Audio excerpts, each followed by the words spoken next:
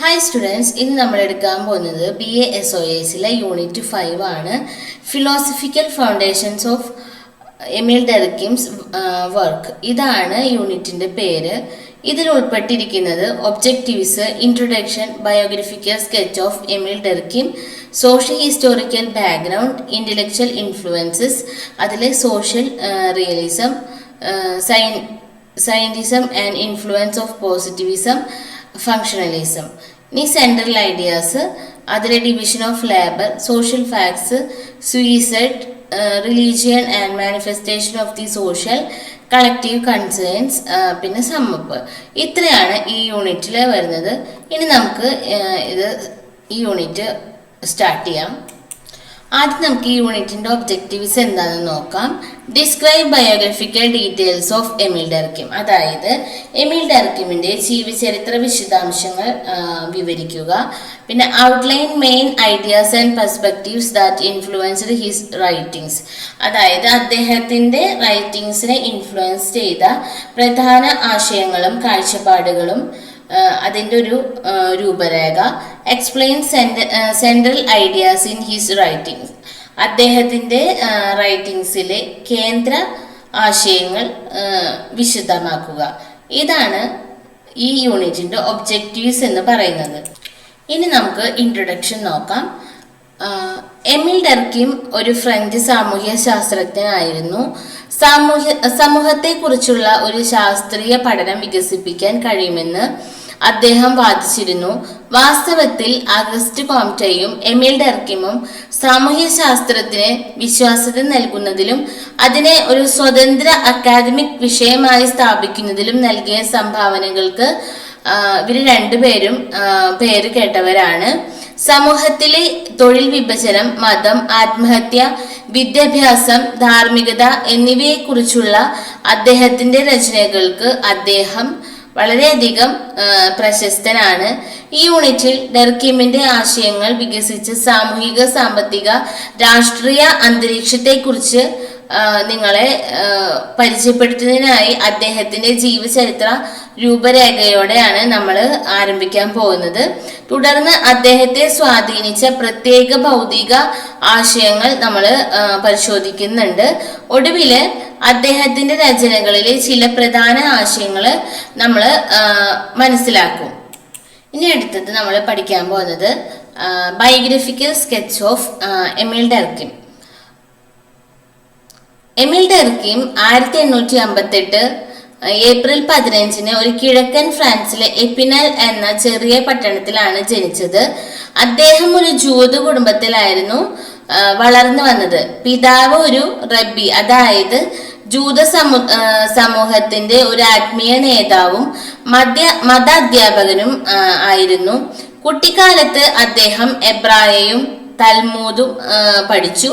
ഒരു റബ്ബിക് സ്കൂളിലായിരുന്നു അദ്ദേഹത്തിന്റെ ആദ്യകാല വിദ്യാഭ്യാസം. ഒരു റബ്ബിയാകാൻ അദ്ദേഹം ആഗ്രഹിച്ചു. പിന്നീട് മതവിദ്യാഭ്യാസത്തിൽ താല്പര്യം നഷ്ടപ്പെട്ട അദ്ദേഹം പകരം ഒരു പ്രാദേശിക സ്കൂളിൽ ചേർന്നു.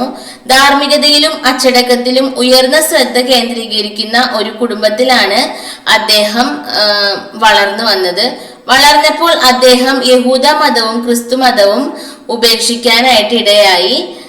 ഈ മതങ്ങൾക്ക് ആധുനിക ലോകത്തിലെ പ്രശ്നങ്ങൾക്ക് ഉത്തരം നൽകാൻ കഴിയില്ലെന്ന് അദ്ദേഹം വിശ്വസിച്ചിരുന്നു. എന്നിരുന്നാലും തന്റെ അക്കാദമിക് ജീവിതത്തിലുടനീളം മതത്തിന്റെയും ധാർമ്മികതയുടെയും ഭൗതിക അന്വേഷണത്തിൽ അദ്ദേഹം താല്പര്യം നിലനിർത്തി. ഉന്നത വിദ്യാഭ്യാസത്തിനായി 1879 ഫ്രാൻസിലെ ഏറ്റവും പ്രശസ്തമായ കോളേജായ എക്കോൾ നോർമൽ സുപ്പീരിയറിൽ ഡെർക്കിം ചേർന്നു. തുടക്കത്തിൽ മനഃശാസ്ത്രത്തിലും തത്വചിന്തയിലും അദ്ദേഹത്തിന് താല്പര്യമുണ്ടായിരുന്നു. എക്കോൾ നോർമൽ സുപ്പീരിയറിലെ ഭൗതിക ചർച്ചകൾ അദ്ദേഹത്തിന് ഇഷ്ടപ്പെട്ടിരുന്നു. പക്ഷേ അവിടെ വിദ്യാഭ്യാസ രീതിയെ വിമർശിച്ചു. അത് വളരെ സാഹിത്യപരവും വാചാലപരവുമാണെന്നും ശാസ്ത്രീയമായ കാഠിന്യമില്ലെന്നും അദ്ദേഹം അഭിപ്രായപ്പെട്ടു. 3-ാം വർഷത്തിൽ അദ്ദേഹം സോഷ്യോളജി പഠിക്കാൻ തീരുമാനിച്ചു. അത് അദ്ദേഹത്തിന്റെ അഭിപ്രായത്തിൽ ദാർശനിക ചോദ്യങ്ങൾ മനസ്സിലാക്കുന്നതിൽ കൂടുതൽ യുക്തിസഹജവും ശാസ്ത്രീയവും പ്രായോഗികവും ആയിരുന്നു. എക്കോൾ ഡെർക്കിമിനെ റെനോവിയർ, ബൗഡ്രോക്സ് തുടങ്ങിയ കാൻഡിയൻ പണ്ഡിതന്മാർ ഇൻഫ്ലുവൻസ് ചെയ്തു. ബൈട്രോക്സിന്റെ ചിന്ത ഡെർക്കിമിനെ ഇൻഫ്ലുവൻസ് ചെയ്തിരുന്നു. ഓരോ വിഷയത്തിന്റെയും വിഷയം വ്യത്യസ്തമായിരിക്കണമെന്ന് ബർക്കെയിം വിശ്വസിച്ചു. യുക്തവാദത്തോടുള്ള റെനോവിയറിന്റെയും പ്രതിബദ്ധത, ധാർമ്മികതയെക്കുറിച്ചുള്ള ശാസ്ത്രീയ പഠനം, മതേതര വിദ്യാഭ്യാസം എന്നിവയാണ് ഡെർക്കിമിനെ ഇൻഫ്ലുവൻസ് ചെയ്തത്. ശാസ്ത്രീയ രീതിയെ വാദിക്കുകയും സാമൂഹിക ജീവിതത്തിന്റെ മതത്തിന്റെ പ്രാധാന്യത്തെക്കുറിച്ച് ഊന്നിപ്പറയുകയും ചെയ്ത ചരിത്രകാരനായ ഫസ്റ്റൽ ഡി കൂലാഞ്ചസും ഡെർക്കിമിനെ ഇൻഫ്ലുവൻസ് ചെയ്തിരുന്നു. 1882-87 കാലഘട്ടത്തിൽ പാരീസിനടുത്തുള്ള സർക്കാർ നടത്തുന്ന സെക്കൻഡറി സ്കൂളുകളിൽ ഡെർക്കിം തത്വചിന്ത പഠിപ്പിച്ചു. ഈ സമയമായപ്പോഴേക്കും അദ്ദേഹം തന്റെ ഡോക്ടറൽ തീസിസിനായി ഒരു വിഷയം തീരുമാനിച്ചിരുന്നു: വ്യക്തിവാദവും സോഷ്യലിസവും തമ്മിലുള്ള ബന്ധം. പിന്നീട് അദ്ദേഹം വ്യക്തിയും സമൂഹവും തമ്മിലുള്ള ബന്ധത്തിൽ ശ്രദ്ധ കേന്ദ്രീകരിച്ചു. ഒടുവിൽ അദ്ദേഹം തന്റെ വിഷയം വ്യക്തിത്വവും സാമൂഹിക ഐക്യദാർഢ്യവും തമ്മിലുള്ള ബന്ധത്തിലേക്ക് ചുരുക്കി. 1886 അദ്ദേഹം തന്റെ പ്രബന്ധത്തിന്റെ ആദ്യ കരട് പൂർത്തിയാക്കി. അതിൽ ഉൾപ്പെടുത്തിയിരിക്കുന്ന ആശയങ്ങൾ അദ്ദേഹത്തിന്റെ ആദ്യ പുസ്തകമായ സമൂഹത്തിലെ തൊഴിൽ വിഭജനം എന്ന പുസ്തകത്തിൽ ഉൾപ്പെടുത്തിയിട്ടുണ്ട്. ഡെർക്കിമിന്റെ ഡോക്ടറൽ ഗവേഷണ പ്രവർത്തനങ്ങളെ കുറിച്ച് കുറച്ചുകൂടി അറിയാൻ നമുക്ക് താഴേക്ക് പരിശോധിക്കാം. 1882 ആ ബോക്സ് നമുക്ക് എടുക്കാം. 1882 കോംറ്റെ സാമൂഹ്യശാസ്ത്രം എന്ന പദം ഉപയോഗിച്ചെങ്കിലും സാമൂഹ്യശാസ്ത്രം എന്ന വിഭാഗം ഇപ്പോഴും അക്കാദമിക് അംഗീകാരത്തിനായി പാടുപെടുക തന്നെയായിരുന്നു. സാമൂഹ്യശാസ്ത്രത്തിന്റെ സ്വാധീനം ദൃശ്യവൽക്കരിക്കുന്നതിന് ഡെർക്കിം ജർമ്മനിയിലെ സർവകലാശാലകളിൽ ശ്രദ്ധ കേന്ദ്രീകരിച്ചു. 1885-86 മുതൽ അദ്ദേഹം നിരവധി ജർമ്മൻ സർവകലാശാലകൾ സന്ദർശിച്ചു.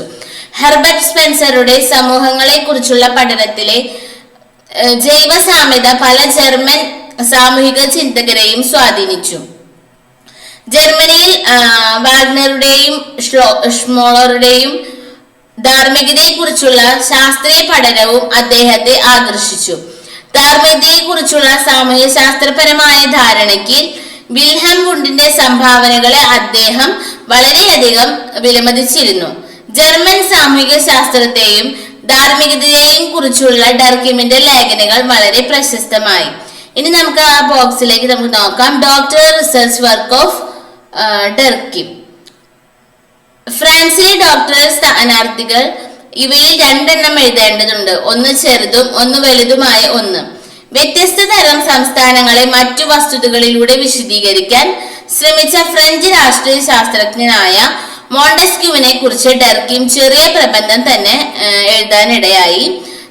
സാമൂഹിക അദ്ദേഹത്തിന്റെ കാര്യത്തിൽ രാഷ്ട്രീയ സ്ഥാപനങ്ങളെ സംസ്ഥാനം കുറിച്ചുള്ള പഠനത്തിന് ശാസ്ത്രീയവും താരതമ്യപരവുമായ സമീപനം അവതരിപ്പിക്കാൻ ആഗ്രഹിച്ച ഒരു പ്രമുഖ രാഷ്ട്രീയ ചിന്തകനായിരുന്നു അദ്ദേഹം.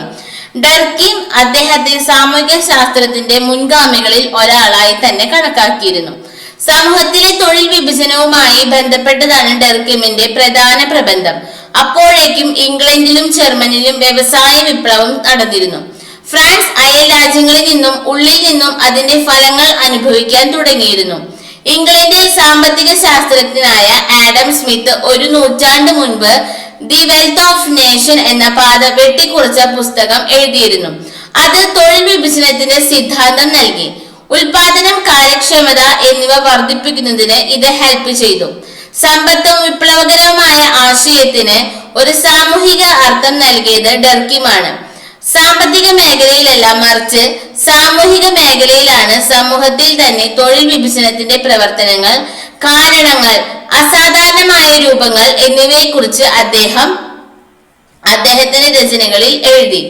2 വർഷത്തിന് ശേഷം 1895 ഫ്രഞ്ച് ഭാഷയിൽ പ്രത്യക്ഷപ്പെട്ട ഒരു കൃതിയിൽ ഡെർക്കിം ഈ പഠനത്തിന്റെ രീതി വിശദീകരിച്ചു. ഇംഗ്ലീഷിൽ ആണ് ഇതിന്റെ അർത്ഥം വിശദീകരിച്ചത്. ഇംഗ്ലീഷിൽ അതിന്റെ അർത്ഥം ദി റൂൾസ് ഓഫ് സോഷ്യോളജിക്കൽ രീതി എന്നായിരുന്നു. ഈ പുസ്തകത്തിൽ അദ്ദേഹം സാമൂഹിക വസ്തുതകളുടെ സ്വഭാവം നിർവചിച്ചു. അവയുടെ നിരീക്ഷണം, സാധാരണവും രോഗാവസ്ഥയും തിരിച്ചറിയൽ, അവയുടെ നിരീക്ഷണം, പിന്നെ സാമൂഹിക വസ്തുതകളുടെ വിശദീകരണം എന്നിവയ്ക്കുള്ള നിയമങ്ങൾ സ്ഥാപിച്ചു. ഡർക്കീം ആത്മഹത്യയെ കുറിച്ച് ഒരു കൃതി എഴുതി. അദ്ദേഹത്തിന്റെ സാമൂഹിക വശങ്ങൾ കാണിക്കാനും വിശദീകരിക്കാനും അദ്ദേഹം ആഗ്രഹിച്ചു. അദ്ദേഹം 3 തരം ആത്മഹത്യകളെ തിരിച്ചറിയുകയും ഓരോ തരത്തിനും വ്യത്യസ്ത കാരണങ്ങൾ ഉണ്ടെന്ന് പറയുകയും ചെയ്തു. 1887 ഡർക്കീം ബോർഡോ സർവകലാശാലയിൽ പ്രൊഫസറായി തന്റെ കരിയർ ആരംഭിച്ചത്. ഡർക്കീം 15 വർഷം ബോർഡോയിൽ ചെലവഴിച്ചു. 1893 ബോർഡോയിൽ ആയിരുന്നപ്പോൾ അദ്ദേഹം തന്റെ ആദ്യ പുസ്തകമായ the division of labour in society പ്രസിദ്ധീകരിച്ചു. അത് അദ്ദേഹത്തിന്റെ ഡോക്ടറൽ പ്രബന്ധത്തെ അടിസ്ഥാനമാക്കിയുള്ളതായിരുന്നു. 1895 the rules of sociological method, 1897 suicide എന്നിവയായിരുന്നു അദ്ദേഹം ബോർഡോയിൽ പ്രസിദ്ധീകരിച്ച മറ്റു പുസ്തകങ്ങൾ. 1898 എമിൽ ഡർക്കീം ലോകത്തിലെ ആദ്യത്തെ സോഷ്യോളജി ജേണലുകളിൽ ഒന്ന് സ്ഥാപിച്ചു. അതിനെ എ അനി സോഷ്യോളജിക് എന്ന് വിളിക്കുന്നു. തന്റെ ജീവിതകാലത്ത് സാമൂഹ്യ ശാസ്ത്രത്തിന്റെ ലക്ഷ്യത്തെ പിന്തുണച്ചതിന് ഡർക്കീം എതിർപ്പ് നേരിട്ടു. ഡർക്കീമിന് രാഷ്ട്രീയം ഇഷ്ടപ്പെട്ടില്ല. പക്ഷേ ധാർമ്മിക വ്യക്തിത്വം എന്നതിനെ കുറിച്ചുള്ള അദ്ദേഹത്തിന്റെ ഒരു ലേഖനം ഡ്രെഫസ് കേസിനെ പിന്തുണയ്ക്കുന്ന ബുദ്ധിജീവികൾക്കെതിരായ ആരോപണങ്ങൾക്ക് മറുപടി നൽകി. ലേഖനത്തിന്റെ തലക്കെട്ട് വ്യക്തികളും ബുദ്ധിജീവികളും എന്നായിരുന്നു. 1-ാം ലോക മഹായുദ്ധ സമയത്ത് പാരീസിലെ ജർമ്മൻ എംബസിക്ക് രഹസ്യങ്ങൾ വിറ്റതിന് ആൽഫ്രഡ് ഡ്രേഫ്സിനെ വ്യാജമായി കോടതിയിൽ വിചാരണ ചെയ്തു. ഡ്രേഫ്സിന്റെ ബന്ധത്തെ തുടർന്ന് ഡർക്കീം വിവിധ പൊതു ചർച്ചകളിൽ പങ്കെടുത്തു. ഇത് 1902 പാരീസിലെ സോർബോൺ സർവകലാശാലയിൽ നിയമനത്തിലേക്ക് നയിച്ചു. അദ്ദേഹം അവിടെ വിദ്യാഭ്യാസവും സാമൂഹിക ശാസ്ത്രവും പഠിപ്പിച്ചു. 1906 പ്രൊഫസറായി. 1913 ഡർക്കീമിനെ വിദ്യാഭ്യാസത്തിന്റെയും സാമൂഹ്യ ശാസ്ത്രത്തിന്റെയും ശാസ്ത്രം എന്ന വിഷയത്തിൽ ചെയർമാനായി നിയമിച്ചു. 1-ാം ലോക മഹായുദ്ധത്തിൽ തന്റെ മകൻ മരിച്ചതിനെ തുടർന്ന് 1917 ഡർക്കീം ഹൃദയാഘാതം മൂലം മരിക്കാനായിട്ട് ഇടയായി. അടുത്തതാണ് സോഷ്യോ ഹിസ്റ്റോറിക്കൽ ബാക്ക്ഗ്രൗണ്ട്, സാമൂഹിക ചരിത്ര പശ്ചാത്തലം.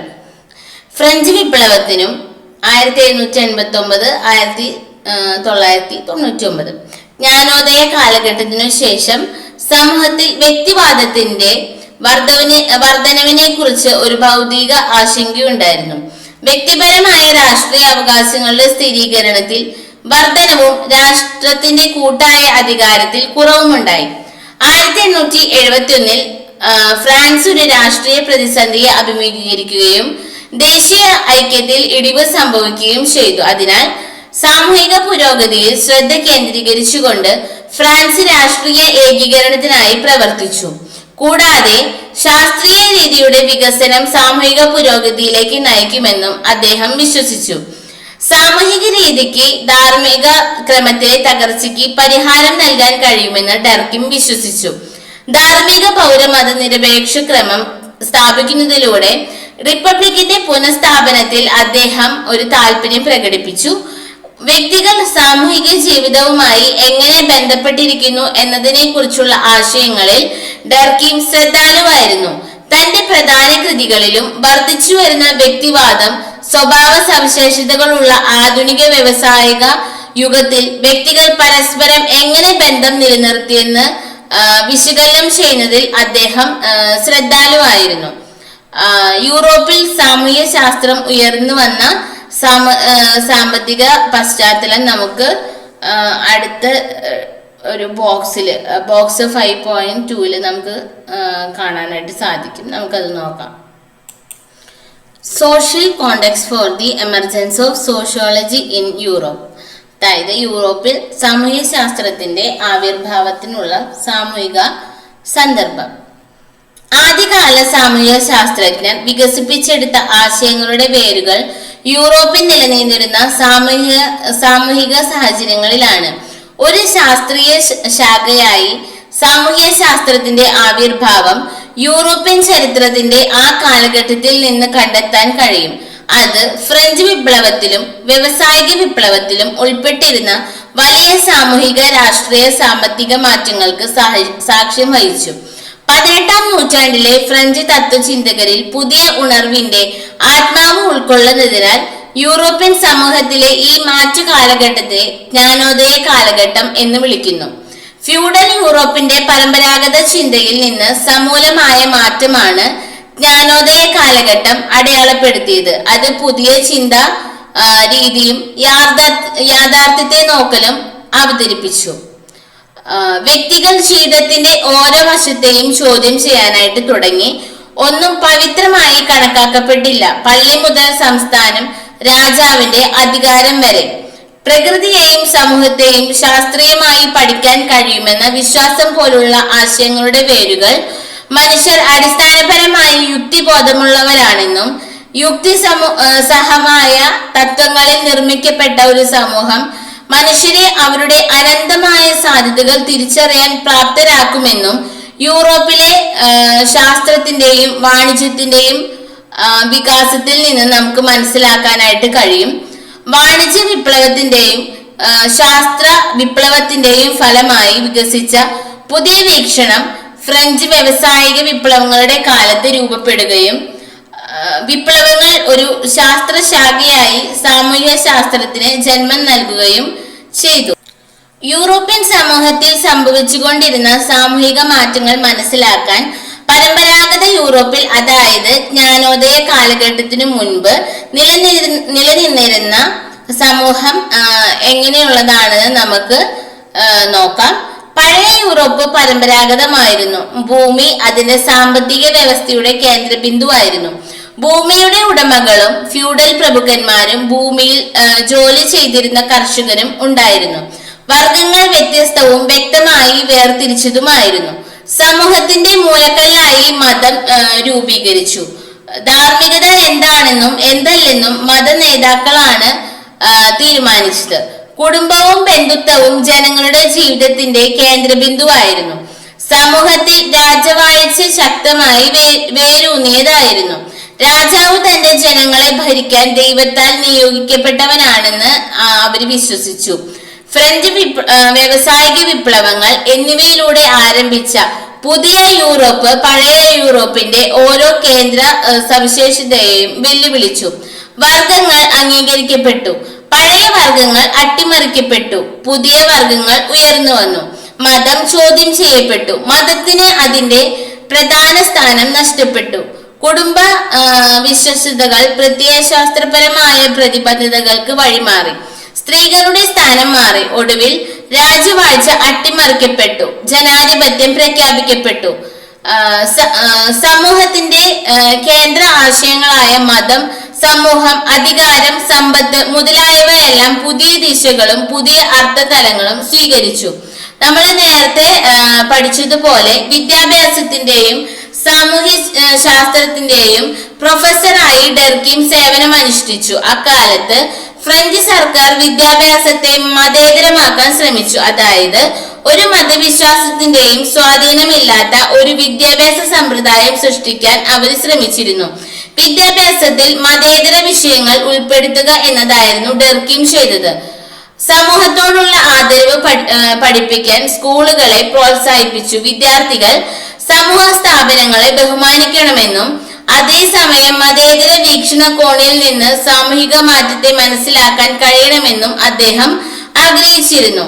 ഡെർക്കിമിന്റെ മിക്ക രചനകളിലും ഒരു രൂപത്തിൽ അല്ലെങ്കിൽ മറ്റൊരു രൂപത്തിൽ പ്രത്യക്ഷപ്പെടുന്ന ചില ആശയങ്ങളും നമുക്ക് കാണാനായിട്ട് കഴിയും. അവയിൽ ചിലത് ഇവയാണ്: ആദർശങ്ങളുടെ പ്രാധാന്യവും സമൂഹത്തിലെ ധാർമ്മിക ഐക്യവും, സജീവ ഏജന്റ് എന്ന നിലയിലും സാമൂഹിക സ്വാധീനങ്ങളുടെ നിഷ്ക്രിയ സ്വീകർത്താവ് എന്ന നിലയിലും വ്യക്തിയുടെ പ്രാധാന്യം, അതോടൊപ്പം സമൂഹത്തോടുള്ള വ്യക്തിയുടെ അടുപ്പം എന്നിവയാണ്. അടുത്ത ടോപ്പിക്കാണ് ഇന്റലക്ച്വൽ ഇൻഫ്ലുവൻസസ് ഓൺ ഡെർകിംസ് വർക്ക്. അതായത് ഡെർകിമിന്റെ റൈറ്റിംഗ്സിനെ ഭൗതിക സ്വാധീനം, അതാണ് അടുത്ത ടോപ്പിക്ക്. ഡെർകിമിന്റെ കൃതിയെ അത് ഉയർന്നു വന്ന ഭൗതിക സന്ദർഭത്തിന്റെ വെളിച്ചത്തിൽ ഉചിതമായിട്ട് നമുക്ക് മനസ്സിലാക്കാനായിട്ട് കഴിയും. ഡെർകിമിനെ സ്വാധീനിച്ച ഭൗതിക ആശയങ്ങളെ കുറിച്ചിട്ട് നമുക്ക്, അല്ലെങ്കിൽ ഇന്റലക്ച്വൽ ഇൻഫ്ലുവൻസസിനെ കുറിച്ചിട്ട് നമുക്ക് നോക്കാം. അതിൽ ആദ്യത്തെ പോയിന്റ് ആണ് സോഷ്യൽ റിയലിസം, സാമൂഹിക യാഥാർത്ഥ്യവാദം. എല്ലാ പ്രതിഭാസങ്ങൾക്കും ഡെർകിം സാമൂഹിക വിശദീകരണങ്ങൾ നൽകി. സമൂഹത്തെ സ്വയം ജനറിസായി ദൃശ്യവൽക്കരിച്ചതിനാലും വ്യക്തിക്ക് മുൻപുള്ള ഒരു അസ്തിത്വം ഉള്ളതിനാലും ഡുക്കെയിം ഒരു സാമൂഹിക യാഥാർത്ഥ്യവാദിയായിരുന്നു. സാമ്പത്തികവും പ്രയോജനകരവുമായ വിശദീകരണങ്ങൾക്ക് വ്യക്തിഗത പ്രതിഭാസങ്ങളെ വിശദീകരിക്കാൻ കഴിയില്ലെന്ന് അദ്ദേഹം വിശ്വസിച്ചു. വ്യക്തികൾ സമൂഹവുമായി സാമ്പത്തിക കൈമാറ്റത്തിൽ ഏർപ്പെടുന്നുവെന്നും അവരുടെ സ്വാർത്ഥ താല്പര്യത്താൽ നയിക്കപ്പെടുന്നുവെന്നും യൂട്ടിലിറ്റേറിയൻ തത്വചിന്തകർ വിശ്വസിച്ചു. John Stuart mill, Jeremy Bentham എന്നിവർ വാദിച്ച യൂട്ടിലിറ്റേറിയൻ സാമൂഹിക സിദ്ധാന്തത്തെ ഡെർകിം നിരാകരിച്ചു. വ്യക്തികൾ സ്വയം ഭരണാധികാരികളാണെന്നും വലിയ സാമൂഹിക നിയമങ്ങളാൽ നിയന്ത്രിക്കപ്പെടുന്നില്ലെന്നും അവർ വിശ്വസിച്ചു. അവയ്ക്ക് വിരുദ്ധമായി സമൂഹം വ്യക്തിയേക്കാൾ മുൻപാണെന്ന് ഡെർകിം വിശ്വസിച്ചു. സമൂഹവും വ്യക്തിയും വേർതിരിക്കാനാവാത്തതാണ്. വ്യക്തികളുടെ മേൽ ഒരു സാമൂഹിക നിയന്ത്രണം നിലവിലുണ്ട്. അവരുടെ പ്രവർത്തനങ്ങൾ കർശനമായി പ്രയോജനപരമോ സാമ്പത്തികമായി നയിക്കപ്പെടുന്നതോ അല്ല. ഒരു സ്വതന്ത്ര ശാഖയായി സാമൂഹിക ശാസ്ത്രത്തിന്റെ പദവി സ്ഥാപിക്കാൻ ഡെർകിം ദൃഢനിശ്ചയം ചെയ്തു. സാമൂഹിക ശാസ്ത്രം ബാഹ്യവും പരിമിതവുമായ സാമൂഹിക വസ്തുതകളെയാണ് പഠിച്ചതെന്ന് അദ്ദേഹം വിശ്വസിച്ചു.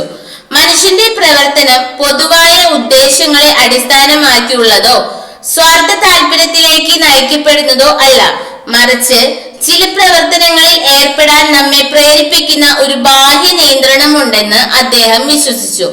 ഇതാണ് ഡെർകിമിന്റെ സാമൂഹ്യ ശാസ്ത്ര രീതിയുടെ നിയമങ്ങൾ എഴുതാൻ പ്രേരിപ്പിച്ചത്.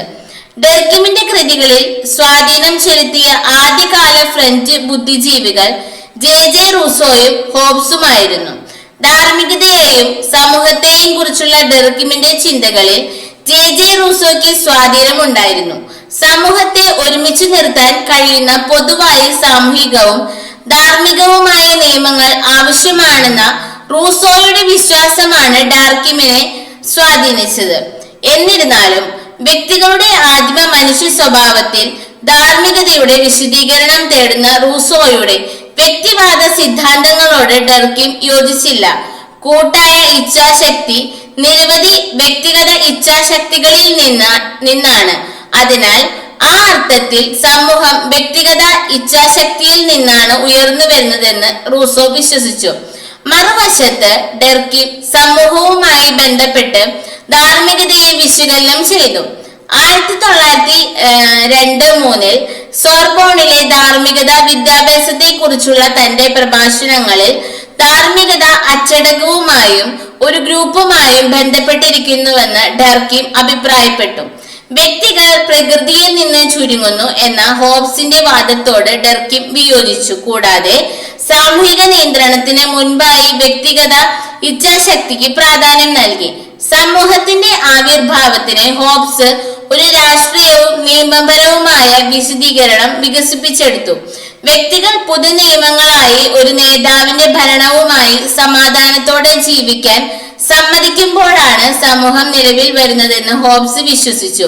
വ്യക്തിയിൽ നിന്നല്ല കൂട്ടായ്മയിൽ നിന്നാണ് നിയന്ത്രണം ഉയർന്നു വരുന്നതെന്ന് ഡെർകിം വിശ്വസിച്ചു. ഈ നിയന്ത്രണം ബാഹ്യമാണ്, അത് വ്യക്തിയിൽ നിന്ന് ഉയർന്നു വരുന്നില്ല.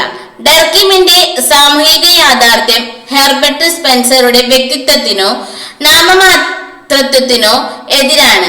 സ്പെൻസറുടെ അഭിപ്രായത്തിൽ ആധുനിക സമൂഹം കരാറുകളിലും സ്വാർത്ഥ താല്പര്യമുള്ള വ്യക്തിഗത പ്രവൃത്തികളുടെ കൈമാറ്റത്തിലും അധിഷ്ഠിതമാണ്. വ്യക്തിഗത നിലനിൽപ്പിനായുള്ള പോരാട്ടത്തിൽ ഏർപ്പെടുമ്പോഴാണ് സാമൂഹിക ക്രമം സ്ഥാപിക്കപ്പെടുന്നതെന്ന് അദ്ദേഹം വാദിച്ചു. സമൂഹം വ്യക്തിഗത പ്രവർത്തനത്തിന് മുൻപാണെന്ന് ഡർക്കീം വിശ്വസിച്ചു. അതിനാൽ സാമൂഹിക സമഗ്രത നിലനിർത്തുന്നതിനായി പ്രവർത്തിക്കുന്ന സ്വാർത്ഥ താല്പര്യമുള്ള പ്രവർത്തികളിൽ ഏർപ്പെട്ടിരുന്ന വ്യക്തികളാണെന്ന് ഡർക്കീം വാദിച്ചു. വ്യക്തിഗത പ്രവർത്തനങ്ങളുടെ ഫലമല്ല സാമൂഹിക സംയോജനം, മറിച്ച് സമൂഹത്തെ ഒരുമിച്ച് നിർത്തുന്ന ഒരു പൊതു ഐക്യദാർഢ്യ ബോധമാണെന്ന് ഡർക്കീം വിശ്വസിച്ചു. The rules of sociological method എന്ന പുസ്തകത്തിൽ ഡർക്കീം സമൂഹത്തെ പഠിക്കുന്നതിനുള്ള ഒരു രീതി ശാസ്ത്ര ചട്ടക്കൂട് വികസിപ്പിച്ചെടുത്തു. ആത്മഹത്യാ നിരക്ക്, മതപരമായ ബന്ധങ്ങൾ, ധാർമ്മിക നിയമങ്ങൾ മുതലായവ പോലുള്ള സാമൂഹിക വസ്തുതകളെ കുറിച്ചുള്ള പഠനമാണ് സോഷ്യോളജി എന്ന് അദ്ദേഹം വാദിച്ചു. ഈ സാമൂഹിക വസ്തുതകൾ വ്യക്തിയിൽ ഒരു നിയന്ത്രണം ചെലുത്തുന്നു. ആത്യന്തിക സാമൂഹിക യാഥാർത്ഥ്യവും വ്യക്തിയല്ല ഗ്രൂപ്പാണെന്ന് അദ്ദേഹം വാദിച്ചു. സാമൂഹിക വസ്തുതകളെ മനഃശാസ്ത്രപരമോ ശാരീരികമോ ആയ വിശദീകരണങ്ങളിലൂടെ കുറയ്ക്കാനോ വിശകലനം ചെയ്യാനോ കഴിയില്ല. സാമൂഹിക വസ്തുതകൾ ബാഹ്യമാണ്, അവയെ വ്യക്തിഗത വസ്തുതകളിലേക്ക് ചുരുക്കാൻ കഴിയില്ല. വ്യക്തികളുടെ മാനസികവും ധാർമ്മികവുമായ ഗുണങ്ങളെ സാമൂഹികമായി വിശകലനം ചെയ്യാൻ അദ്ദേഹത്തെ പ്രേരിപ്പിച്ചു. കൂട്ടായ മനസാക്ഷിയും സാമൂഹിക ഐക്യദാർഢ്യവും എന്ന നിലയിൽ വിവിധ ആശയങ്ങൾക്ക് മാനസികവും ധാർമ്മികവുമായ ഗുണങ്ങൾ വ്യക്തിപരമല്ല സാമൂഹികമാണെന്ന അടിസ്ഥാന അനുമാനങ്ങളുമുണ്ട്. അടുത്തത് scientism and influence of positivism. ശാസ്ത്രീയതയും പോസിറ്റിവിസത്തിന്റെ സ്വാധീനവും. 19-ാം നൂറ്റാണ്ടിന്റെ അവസാനം വരെ ഫ്രാൻസിലെ സർവകലാശാലകളിൽ ഒരു അക്കാദമിക് മേഖല എന്ന നിലയിൽ സാമൂഹ്യ ശാസ്ത്രം പഠിച്ചിരുന്നില്ല. 1882-ൽ അഗസ്റ്റ് കോംറ്റെയാണ് സാമൂഹ്യ ശാസ്ത്രം എന്ന പദം സ്ഥാപിച്ചത്. എന്നാൽ സർവകലാശാലകളിൽ സാമൂഹ്യ ശാസ്ത്ര പഠനം അവതരിപ്പിച്ചില്ല. കോംറ്റെയുടെ പോസിറ്റിവിസത്തെ കുറിച്ചുള്ള ആശയമാണ് ഡർക്കീമിനെ ഇൻഫ്ലുവൻസ് ചെയ്തത്. 1887-ൽ ഡർക്കീം ബോർഡോക്സിൽ പ്രൊഫസറായി ചേർന്നതിന് ശേഷം ഒരു അക്കാദമിക് മേഖല എന്ന നിലയിൽ സാമൂഹ്യ ശാസ്ത്ര പഠനം അദ്ദേഹം ആരംഭിച്ചു. അദ്ദേഹത്തെ സംബന്ധിച്ചിടത്തോളം സാമൂഹ്യ പ്രവർത്തനങ്ങൾക്ക് അടിസ്ഥാനമായ കാര്യകാരണ ബന്ധങ്ങൾ പഠിക്കാൻ കഴിയുമ്പോൾ മാത്രമേ സാമൂഹ്യ ശാസ്ത്രത്തെ ഒരു ശാസ്ത്രീയ മേഖലയായി സ്ഥാപിക്കാൻ കഴിയൂ എന്നാണ്. തത്വചിന്തയോ ചരിത്രമോ എന്ന നിലയിൽ ഊഹക്കച്ചവട ശാസ്ത്രങ്ങൾ നിരീക്ഷിച്ച വസ്തുതകൾ തമ്മിലുള്ള ബന്ധത്തെ അടിസ്ഥാനമാക്കി നിയമസമാനമായ സമാനതകൾക്കായി തിരയണമെന്ന് പോസിറ്റിവിസ്റ്റ് സിദ്ധാന്തം പ്രചരിപ്പിച്ചു. ഒരു അക്കാദമിക് വിഷയമായി ഉയർന്നു വന്ന സാമൂഹ്യ ശാസ്ത്രത്തിന് വെറും ഊഹാപോഹങ്ങളെയല്ല സാമാന്യവൽക്കരണങ്ങളെയാണ് സ്ഥാപിക്കാൻ കഴിയുക.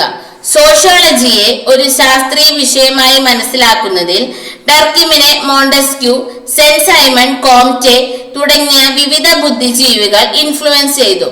സമൂഹത്തിന്റെ ഒരു ശാസ്ത്രം വെറും ഊഹാപോഹങ്ങളെക്കാൾ വസ്തുതകളുടെ പരിവേഷണത്തിലാണ് ശ്രദ്ധ കേന്ദ്രീകരിക്കുന്നത് എന്ന മോണ്ടസ്ക്യൂവിന്റെ ആശയമാണ് ഡർക്കീമിനെ സ്വാധീനിച്ചത്. ഒരു സമൂഹമില്ലാതെ മനുഷ്യർക്ക് നിലനിൽക്കാൻ കഴിയില്ലെന്ന് മോണ്ടസ്ക്യൂ അഭിപ്രായപ്പെട്ടു.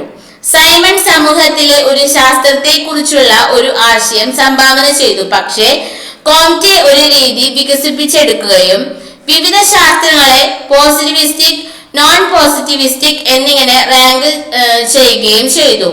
വിവിധ അക്കാദമിക് വിഷയങ്ങളെ ഒരു ശ്രേണിയിൽ ഉൾപ്പെടുത്തുകയും സാമൂഹ്യ ശാസ്ത്രങ്ങളെ ശ്രേണിയിൽ താഴ്ന്ന സ്ഥാനം വഹിക്കുകയും ചെയ്തത് കോംറ്റെ ആയിരുന്നു.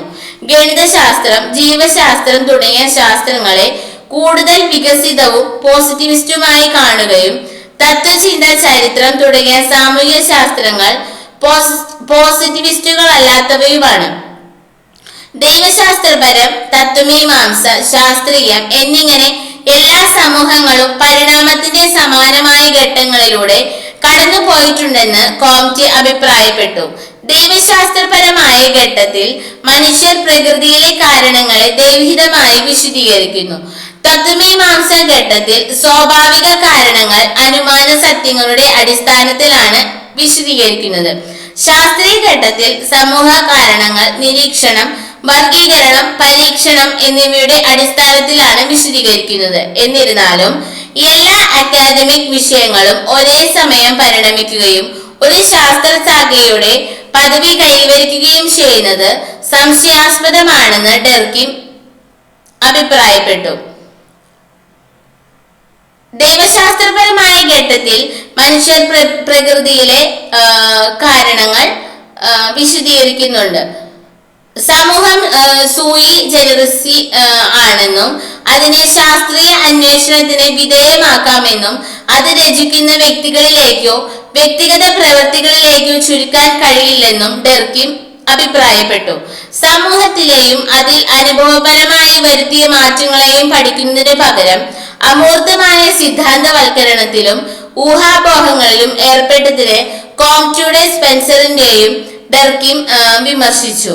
തത്വചിന്തയിൽ നിന്ന് വേറിട്ടതും അതിൽ ഉൾപ്പെടുത്താത്തതുമായ ഒരു ശാസ്ത്രീയ വിഷയമായി സോഷ്യോളജിയുടെ പദവി സ്ഥാപിക്കുന്നതിനാണ് ഡെർകിം പ്രവർത്തിച്ചത്. ഡെർകിം തന്റെ അനന്തരവൻ മാർസൽ മൗസിനൊപ്പം സമൂഹങ്ങളെ പഠിക്കാൻ താരതമ്യ രീതി സ്വീകരിച്ചു.